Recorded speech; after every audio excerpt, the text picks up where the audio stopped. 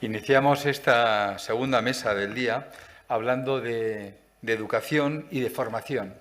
Dos palabras clave que venimos destacando desde hace mucho tiempo en COE y que en el actual contexto de deterioro del empleo y de aceleración de todos los procesos tecnológicos cobran una renovada importancia. Yo creo que nadie duda de que el salto de competitividad que necesita nuestro país realmente tiene que venir de la mano de esa educación y esa formación.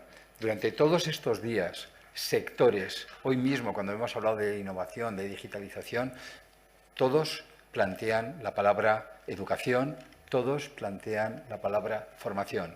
Es el gran reto, es el gran reto de la educación desde la infancia, es el gran reto de la educación dual, es el gran reto de la educación continua, es el gran reto también, y cómo no, de la educación universitaria. Y ahí está nuestra primera persona que quiero saludar, que es Antonio Abril, es el presidente de la Conferencia de Consejos Sociales de las Universidades Españolas. Bienvenido, Antonio. La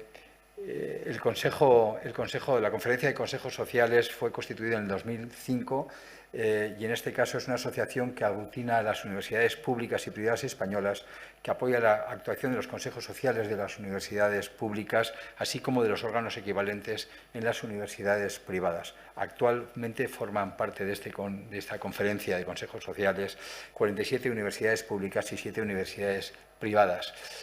Hace más de 2 años firmamos los agentes sociales, firmó toda la clase política, firmó la CRUE, firmaron los consejos sociales, un cambio profundo también en la universidad, algo que sigue ahí pendiente, algo que desde luego desde esta casa siempre seguiremos impulsando. Antonio es un buen amigo y tiene la palabra. Buenos días, Antonio. Tuya la palabra.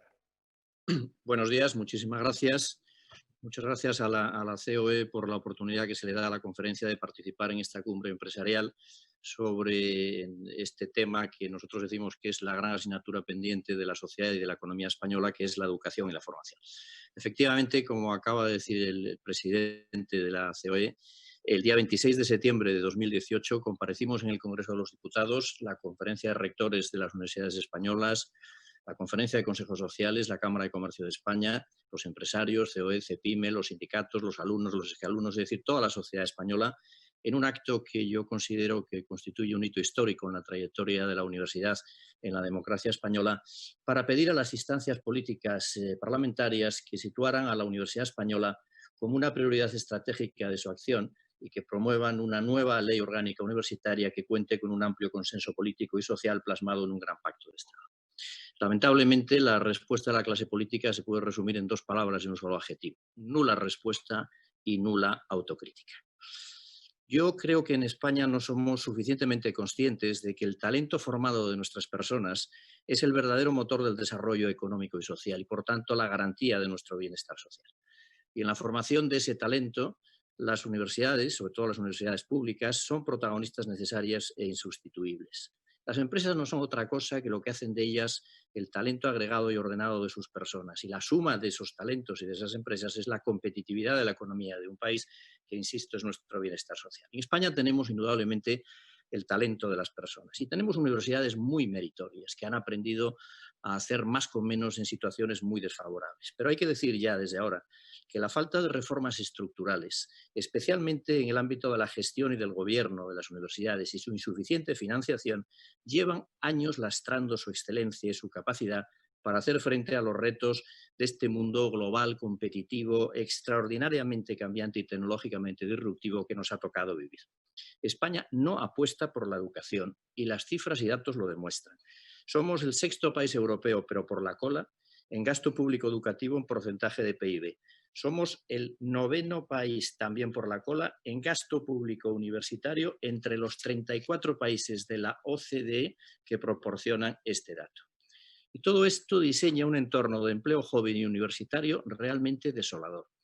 Somos el primer país europeo en tasa de abandono educativo temprano, el segundo país europeo en tasa de desempleo joven, con 19 puntos porcentuales por encima de la media de la Unión Europea, el segundo país europeo en porcentaje de paro de egresados universitarios, 9% que llega al 13% en algunas áreas de conocimiento como artes y humanidades, frente a un 4,2% de media europea, más que doblamos la media europea. Primer país europeo en porcentaje de infraempleo o cualificación, 37%. Si sumamos paro e infraempleo, resulta que casi la mitad de los casi 200.000 egresados universitarios que volcamos al mercado cada año, o están en paro o ocupan un puesto de trabajo que no requiere cualificación universitaria y, por consiguiente, tienen un más que justificado grado de frustración y descontento con una sociedad que les exige un esfuerzo y no es capaz de darles una ocupación adecuada a su mérito. ¿Qué futuro puede esperar un país ante esta situación? Que además convive con una aparente paradoja. Ese exceso de mano de obra parada o en situación de infraempleo convive con la queja permanente de las empresas de que no encuentran los perfiles profesionales adecuados a sus necesidades. Y no es extraño cuando, por ejemplo, vemos que España ocupa la 15ª posición en la Unión Europea en graduados universitarios en las áreas STEM, es decir, ciencias, tecnologías, ingenierías, matemáticas, frente a un 22% de egresados universitarios frente, por ejemplo, un 36% de Alemania, cuando estas áreas son, en principio, y todos lo prevemos así, las que van a generar mejor y mayor empleabilidad en el futuro próximo. Ante este panorama universitario del empleo, ¿qué ofrece el sector productivo? La realidad es que lo tenemos, como bien sabemos, en la COE, constituido inmensamente por microempresas. 95% tienen 10 o menos de 10 trabajadores, 83% 3 o menos de 3. Sociedades muy centradas en el sector servicio, poco intensivas en la sociedad de conocimiento y en la utilización de nuevas tecnologías y no excesivamente innovadoras, como bien acabamos de escuchar. Consecuentemente, tienen poca capacidad para crear empleos de alta cualificación. Somos un país muy generoso en la producción de egresados universitarios. Mejoramos en 5 puntos las tasas medias europeas y somos el 5º país europeo, de nuevo por la cola, en la generación de empleos de alta cualificación. Tormenta perfecta para la situación de paro y emigración del talento que vivimos. Y esto en la situación pre-COVID-19. ¿Qué va a pasar a partir de ahora? Esta difícil relación entre universidad y empresa convive además con un problema cultural histórico y es el excesivo alejamiento, las excesivas distancias que han ofrecido universidad y empresa, que por demasiado tiempo han funcionado como dos vías de tren en paralelo, cuando en realidad tienen objetivos absolutamente convergentes, como es la competitividad de la economía, que, insisto, es lo que garantiza nuestro bienestar social. En este contexto, actuamos los consejos sociales de las universidades españolas, que somos los representantes de la sociedad en la universidad. Pero aún así, y a diferencia de lo que ocurre en países europeos con órganos comparables, no somos órganos de gobierno de la Universidad Española, solo somos órganos de control económico y presupuestario del rendimiento de sus servicios, y ello aún con un claro desfase entre competencias teóricas y capacidades reales. Hay que decir muy alto y muy claro, porque hay que corregir esta situación, que España es el país del mundo, entre todos los comparables a nivel de universidades, en el que la sociedad tiene el menor grado de compromiso, de participación en el gobierno, la gestión y la rendición de cuentas de sus universidades públicas, que sin embargo financian mayoritariamente con sus impuestos. La Conferencia de Consejos Sociales, para corregir esta situación, ha definido 5 objetivos. El primero es sensibilizar a la sociedad española sobre la importancia de la educación en general y de la universidad en particular. Decimos que España será en el futuro el resultado de lo que hoy sea capaz de invertir en educación. Segundo objetivo es la reforma estructural de la gobernanza universitaria. Viene de la Ley de Reforma Universitaria del año 1983. Ni funciona ni puede funcionar en la actualidad. Con un rector elegido por votación corporativa, que no democrática, porque no cumple requisitos de sufragio activo y pasivo propios de una democracia, un rector elegido por la propia comunidad universitaria, lo que conlleva un inevitable conflicto de intereses entre los de los electores y los intereses del servicio público de educación superior. Y además eso ha dado lugar a una gestión universitaria donde falta autonomía operativa, falta poder ejecutivo en el rector para poder gestionar el inmenso talento que atesoran las universidades. Hay una excesiva endogamia. Más del 85% de los profesores universitarios españoles enseñan o investigan en la universidad donde han obtenido su tesis doctoral.